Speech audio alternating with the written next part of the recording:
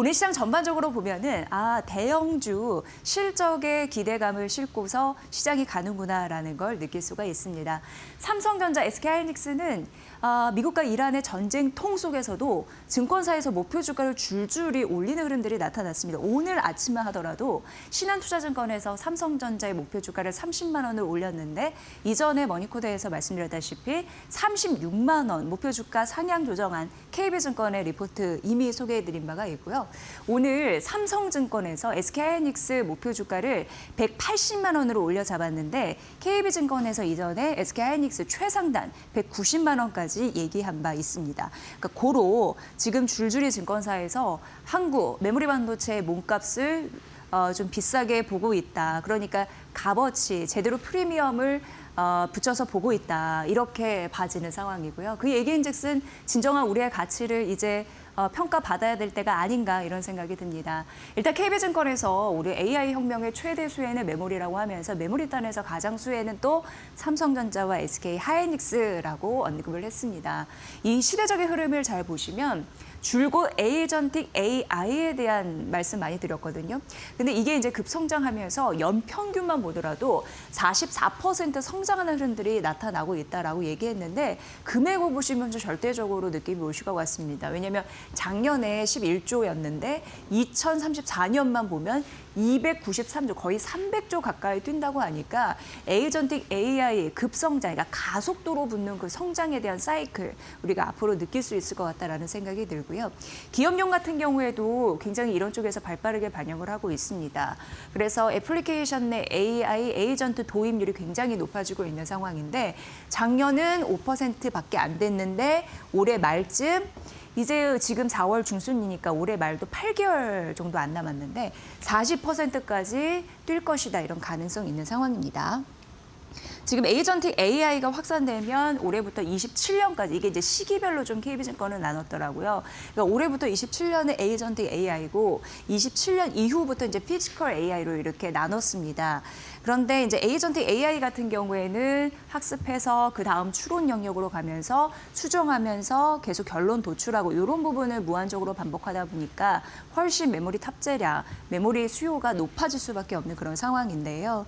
그런 부분에서 구조적인 수요가 굉장히 폭증할 가능성 언급이 되고 있는 상황이고요. 추론 서버만 하더라도 전체 AI 인프라 수요의 50% 이상인지라 메모리 이 탑 3개가 계속적으로 이어질 가능성이 있다. 그러니까 지속 성장 구간이다라는 데 의견을 좀 모으고 있는 상황입니다.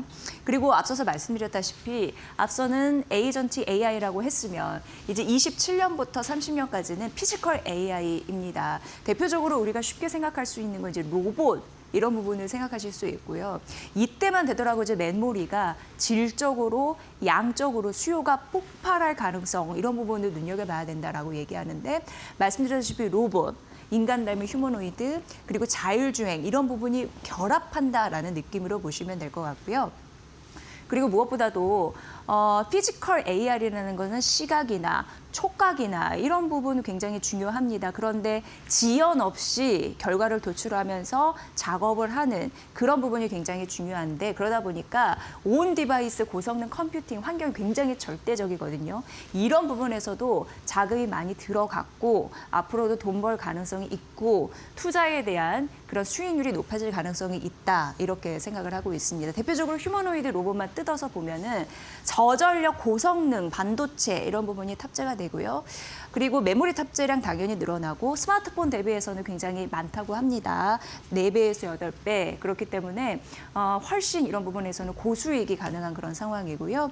그리고 HBM4, HBM4E, 그리고 고성능 SSD 이런 부분, 고성능 메모리 이런 부분에 대해서 질적, 양적 성장 이런 부분이 이제 국면이 왔다라는 분석입니다. 그래서 AI 혁명 우리가 지금 경험하고 있고 여기에 최대 수혜는 메모리이고 메모리 주의 최대 수혜는 삼성과 SK하이닉스인데 SK하이닉스 오늘 사상 최고가 갖고 이번 주 목요일 실적 발표 앞두고 있습니다. 지금 시장 전반적으로 오늘의 분위기는 어제부터 이란 전쟁 아랑곳하지 않고 오르고 있고 대형주의 실적에 집중하면서 투자자들이 지금 투자를 하고 있다. 이렇게 정리를 해볼 수 있을 것 같습니다.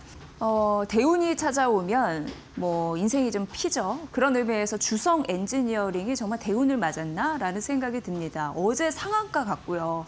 오늘 24% 넘는 급등세 보이고요. 오늘 이런 기세라면 또 한 번 상한가를 갈까? 이런 생각은 좀 들더라고요. 한국투자증권에서는 주성 엔지니어링 목표 주가를 10만 8천 원, 이것도 사실 기존 대비해서 28%나 올린 가격인데도 이렇게 써냈는데 현재가가 목표 주가를 지금 넘어서고 있습니다. 11만 원 선 위로 올라선 흐름들이 나타나니까요. 주성 엔지니어링이 이틀간 왜 이렇게 급등하는 흐름들이 나타나냐 연이어서 봤더니 로이터 통신이 보도를 한 바가 있습니다. 뭐냐면 중국이 이 태양광 패널 제조 쪽이거든요. 그 장비 어떤 기업과 계약을 맺을 때 미국과 관련한 수출을 제한할 것이다라는 걸 검토한다라는 내용을 보도를 했거든요. 그런데 그 전에 로이터 통신은 3월이었던가요? 이런 보도를 한 적이 있습니다. 테슬라가 중국 장비, 그건 이제 맥스웰 테크놀로지라는 기업인데요. 거기와 함께 29억 달러 구매 협의를 진행 중이다. 여기 역시 태양광 패널 제조 기업 되겠습니다. 앞서서 이런 보도가 나왔고 뒤이어 이런 보도가 나왔습니다. 이 얘기인즉슨 중국이 미국을 제한한다고 하니까 태양광 패널 제조에서 그렇다면은 이걸 못 쓰면 그 대안은 누가 될까? 그런 것을 봤을 때 유일한 대안이 주성 엔지니어링밖에 없다는 겁니다. HJT라고 해서 이게 고효율 태양광 패널 생산 장비라고 보시면 되는데 다른 소재로 이렇게 접합해서 효율을 향상시킨 그런 태양광 패널이라고 보시면 되거든요. 근데 그런 부분으로 봤을 때 양산 검증이 완료가 돼서 맥스웰 테크놀로지와 견주어서 딱 이 두 기업만 가능하다라는 겁니다. 그러니까 여기에선 선택을 했고 이 다음 대안이 뭐가 있을까 싶었을 때 미국 쪽 다 제외를 하고 나면 사실상 주성 엔지니어링밖에는 없다 이 얘기를 하고 있는 겁니다. 그리고 태양광 차세대 신소재를 일컫는 왜 페로브스카이드 좀 발음은 어렵지만 이런 부분 같은 경우에도 주성 엔지니어링은 세계 최초로 양산 검증이 완료가 됐다라고 합니다. 그러니까 중국이 미국을 배제하면 결과적으로 대안은 주성 엔지니어링밖에 없는데 이쪽에 대해서 수주가 엄청나게 늘어날 가능성이 혹시 있지 않을까라고 기대하면서 어제에 이어서 오늘 추가적으로 급등세를 보여주고 있는 흐름입니다. 태양광 장비 같은 경우에는요, 매출 반영이 12개월 정도 소요가 된다고 합니다. 약 1년 정도입니다. 그러니까 테슬라 프로젝트 같은 경우에는 2028년부터 매출에 반영이 될 것이다. 2년 정도 생각하시면 될 것 같고요. 그리고 여기로 봤을 때 초기 HJT라고 해서 앞서서 주성 엔지니어링이 양산을 마친, 검증을 마친 그런 고효율 태양광 패널 장비라고 말씀드렸는데요. 그게 초기 구축만 기준으로 봤을 때 이게 1기가와트당 7천억 원으로 가정을 했는데 2028년 테슬라 이런 부분으로 봤을 때 3기가와트 매출이 반영될 것으로 보이니까 이쪽에서 돈 냄새가 좀 난다라고 보시면 될 것 같습니다. 그리고 테슬라가 로이터 통신이 3월에 보도를 한 바가 맥스웰과 이제 함께 그 계약을 맺는 걸 뭐 하고 있다라는 보도가 나왔다고 했잖아요. 근데 초도 발주를 봤을 때 29억 달러니까 앞으로의 주성 엔지니어링이 만약에 수주를 해서 이게 잘 계약이 된다면 그 잠재 가치는 굉장히 올라가겠다 이렇게 생각을 하는 듯합니다. 그렇다 보니까 주성 엔지니어링 큰 운을 맞아서 어쨌든 이거는 대외적인 그런 요인이기 때문에 더 고객사의 그런 상황이 좀 변한 거잖아요. 그런 부분에서 급등했다라는 부분이 있고 주식 투자한 분들은 사실 상단이 이렇게 저와 윗선에게 뚫어버리면 어디까지 올라갈지는 아무도 모른다라고 얘기했잖아요. 그래서 한국투자증권이 오늘 목표 주가를 10만 8천으로 올려 잡아도 지금 시세는 더 위로 올라가고 있어서 그 위는 알 수 없다라는 부분에서도 잘 염두에 두시면서 투자 전략 세워보시면 될 것 같습니다. 그리고 이제 스페이스 X에 올라타라라는 부분인데요. 한국투자증권의 리포트 오늘 아침에 나왔고요. 작년 연말부터 스페이스 X 상장 기대감 때문에 전 방위적으로 올랐습니다. 그래서 소재, 위성, 발사체. 그래서 머니코드에서도 우주항공주 투자 전략을 제시를 할 때 바스켓으로 묶어서 하세요. 이런 증권사의 전략을 소개해드린 바가 갑자기 이제 기억이 나는데요. 스페이스 X의 10년 성과를 보면은 가장 혁혁한 공로가 바로 이거라고 합니다. 발사 원가에 대한 혁신이라고 합니다. 그러니까 우주 항공 관련한 그런 기업들 예전에는 돈을 못 번다는 게 있었는데 이제 BEP가 많이 낮아지니까 수익 창출 구도에 있어서 이제 돈을 벌고 그걸 이제 재투자하고 이런 선순환 구조가 만들어졌다. 이렇게 보시면 될 것 같습니다. 그러니까 발사하면 원가가 저렴해지니까 그걸 혁신이다라고 얘기를 한 거고요. 일단 저궤도 기준으로 보면은 킬로그램당 발사 비용이 예전에는 $10,000였는데 굉장히 줄었습니다. $10,000에서 $2,600로 줄었으니 무려 70%나 빠진 겁니다. 저렴해진 겁니다. 그러니까 원가의 혁신이다 이런 얘기가 나오는 거고요. 앞서서 말씀드린 대로 우주항공 기업 같은 경우에는 BEP가 많이 낮아졌으니까 이제는 이 얘기인즉슨 민간이나 공공 프로젝트 할 때 돈이 예전보다는 덜 들어간다는 거거든요. 그 얘기인즉슨 또 돈을 벌었다는 얘기이고 그러니까 수익 창출 구조가 이제는 만들어지고 있다. 이미 만들어진 곳도 있다. 이렇게 해석하시면 될 것 같습니다. 글로벌 발사 횟수가 중요합니다. 발사할 때마다 이제 돈이 나가죠. 연평균 17% 성장하고 있는데 작년은 무려 329회 진행됐다고 하고요.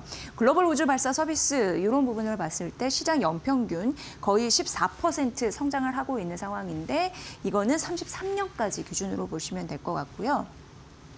발사 수요에 대해서 크게 세 축으로 나눴더라고요. 그러니까 왜 발사를 하냐 그런 부분을 봤을 때 적외도 통신 위성이 있는데 이게 가장 중요하다고 합니다. 적외선 통신 위성을 교체하고 뭐 다시 이제 설비하고 이런 부분 구축하고 그리고 교체하고 이런 수요가 되겠고 두 번째는 이제 군사 우주입니다. 요거는 이제 정책 자금이 좀 붙겠죠.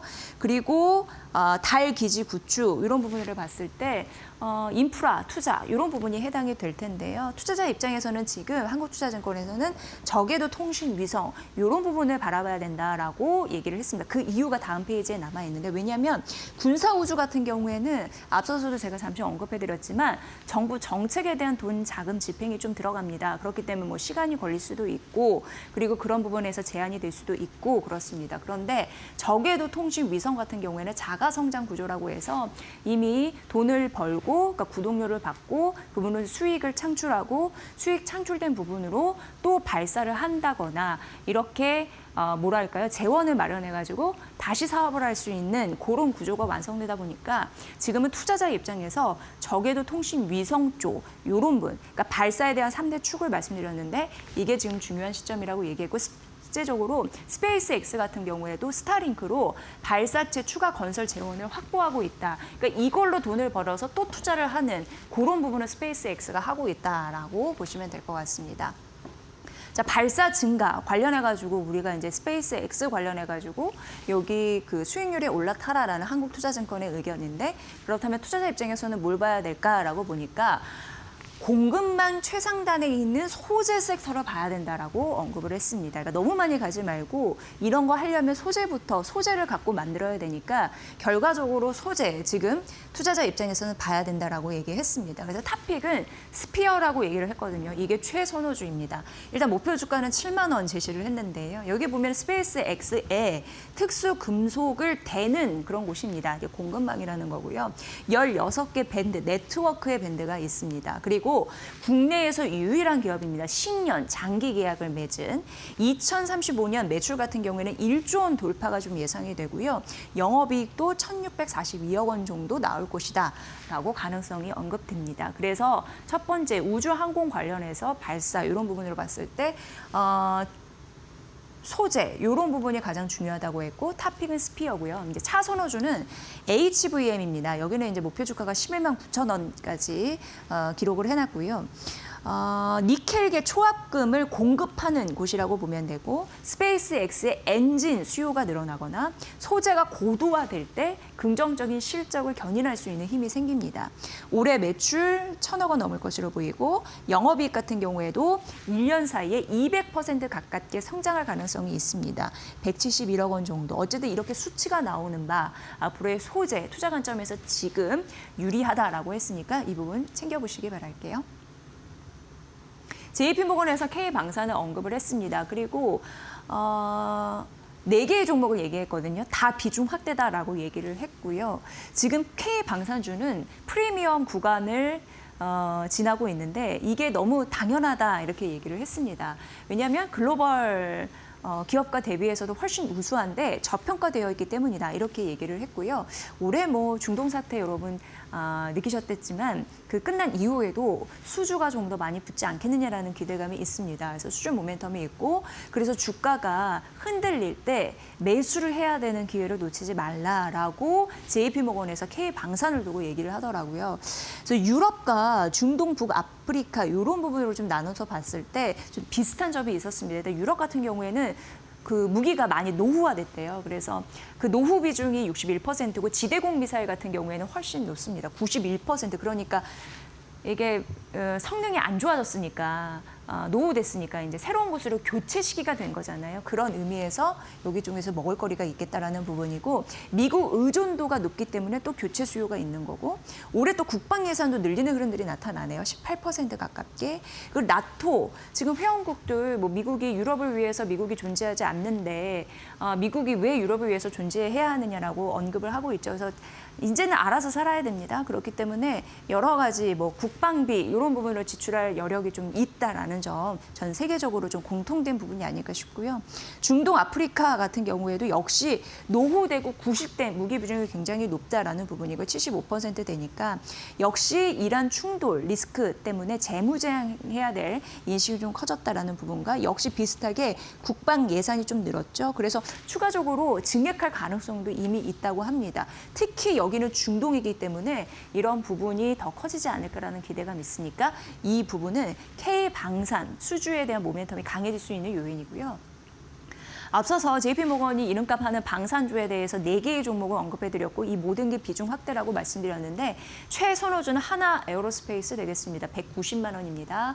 K9 자주포 천무 유명한 하나 에어로스페이스의 무기입니다.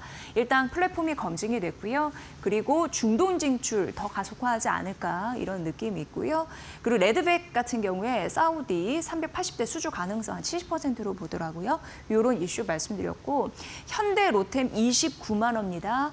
K2 전차가 중요 무기입니다. 그리고 수주 임박해 있고 거기 폴란드, 루마니아, 이라크 포함이 되어 있습니다. 그리고 사우디와 UAE 역시 논의 중이다. 이런 얘기가 나오고 있습니다. LIG 넥스원 이제는 이름을 바꿨습니다. 그래서 요거 찾아보셔야 되는데 LIG 디펜스 에어로스페이스 좀 이름이 긴데 그래서 LIG DNA 이렇게 표기가 되는 상황이고요.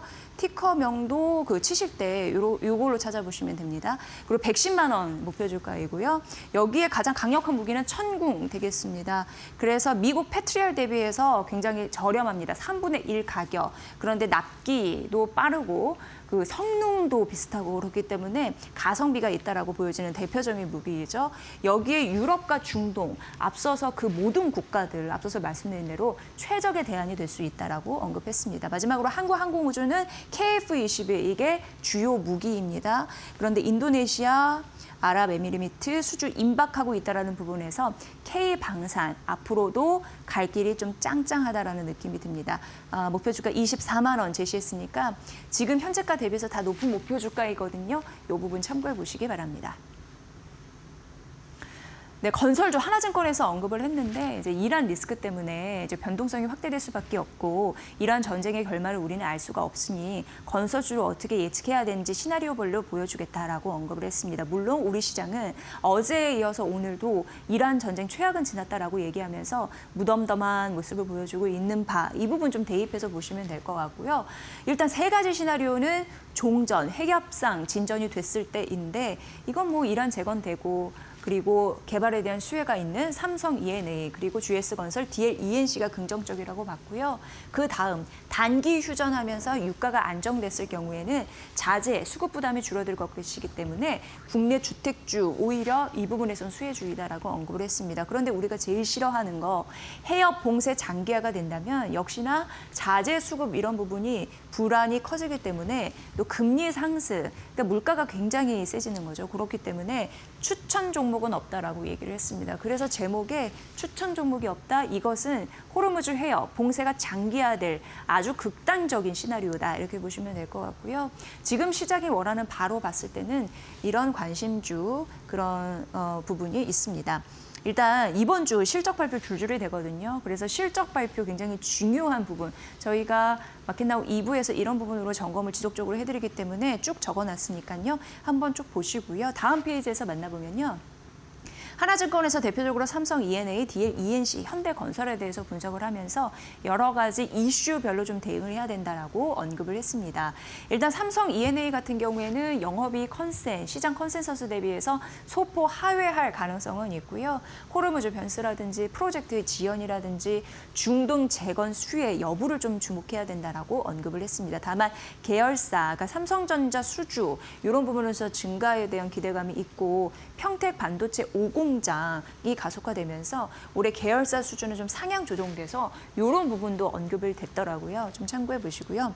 DL ENC 같은 경우에 X에너지 IPO 이슈가 있는 상황인데 여기에다가 전환 사채 방식으로 2천만 달러 투자를 23년도에 DL ENC가 한 적이 있어서 최근 나온 이슈를 보시면서 전략을 좀 세우셔야 되는데 스펙 기준으로 기업 가치가 약 20억 달러 정도 된다고 하는데 그러니까 쉽게 얘기해서 투자 대비해서 2배 정도 차익을 내겠다 이렇게 보여지는데 다만 작년 4분기에 평가 이익 약 400억 원 좀 수익 이런 부분이 좀 반영이 됐거든요.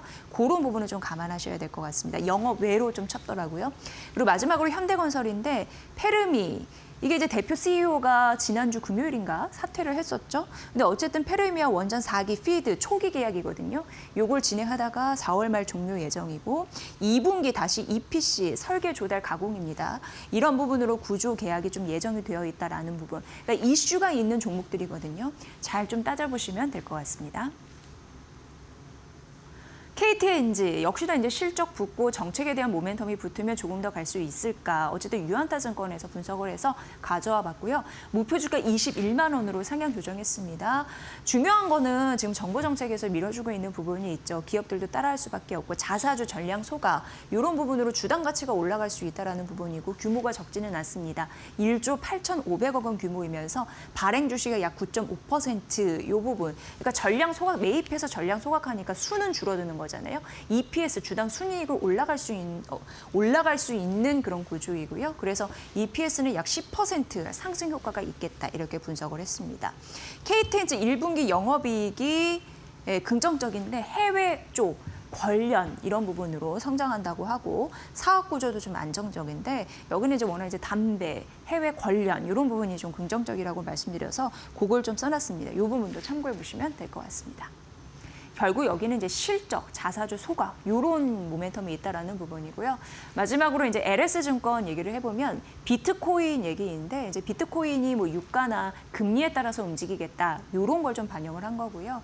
지금 미국이란 종전 기대감 때문에 비트코인은 오르고 하지만 호르무즈 재봉쇄 이런 우려감이 있을 때 떨어지고 이런 패턴을 반복하고 있습니다. 협상 기대를 하고 있고 하단은 좀 견고하다라고 보여지고 있고요. 여기서 의외의 승인 없이 이렇게 전쟁을 할 수 있는 거는 기간이 있잖아요. 60일, 그 제한 기간이 있고 중간 선거 미국 쪽에서 눈치 보고 있는 상황이고요. 유가 너무 높습니다. 트럼프 대통령에게는 굉장히 부담입니다. 그래서 종전 압력 이 지속될 가능성이 있다. 그게 오늘 시장에 좀 반영하고 있는 게 아닐까 싶고요. 디지털 자산은 원래 유동성에 굉장히 민감하게 반응하는 바 지정학적 리스크 민감도는 앞으로 떨어질 가능성이 있다라고 얘기를 했습니다. 유가 같은 경우는 3개월에서 6개월 내 배럴당 70달러 안정될 것이다라는 전망을 LS증권에서는 함과 동시에 마지막 페이지에서 만나보면요.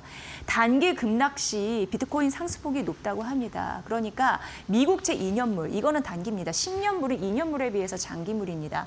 그런데 2년물이 떨어졌을 때 4주에 13.7% 올랐고 10년물이 급락했을 때 8.3% 올랐으니까 결국 단기 금리 이런 부분에 대해서 떨어졌을 때 비트코인 상승률이 더 높겠다. 이런 공식도 말씀드릴 수 있습니다.